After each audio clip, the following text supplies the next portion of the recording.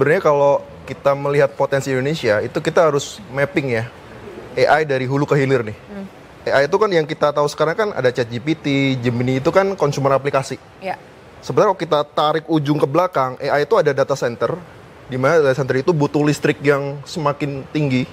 Contoh, kalau kita melakukan pencarian di Google Search, compare sama kita nge-prompt di ChatGPT, itu kebutuhan listrik data center itu bisa 10 sampai 100 kali lipat dibanding yang tadi cari pencarian di Google Search.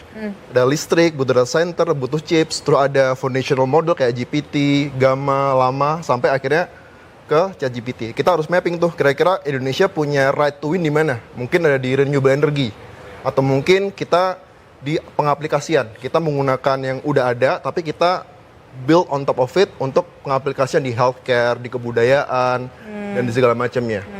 Apakah kita punya potensi untuk ngebuat semacam GPT atau Gemini? Maybe yes, maybe no. Tergantung. Kalau emang kita punya tim yang kuat dan punya right amount of capital yang cukup dan bisa mengikuti perkembangan feature-featurenya ChatGPT, mungkin bisa ya. Tapi kalau seandainya kita nggak punya capability itu, takutnya bangsa kita malah semakin ketinggalan. Contohnya nanti kita buat model kayak GPT atau Gemini nih. Tapi kita paksakan untuk masyarakat kita pakai. Tapi nggak secanggih sama GPT atau Gemini. Terus negara lain pakai ChatGPT, pakai Gemini. Ini malah ujungnya takutnya malah ketinggalan juga gitu. Tapi kalau emang ada tim yang tepat bisa membangun seperti GPT, Gemini ya mungkin make sense juga gitu.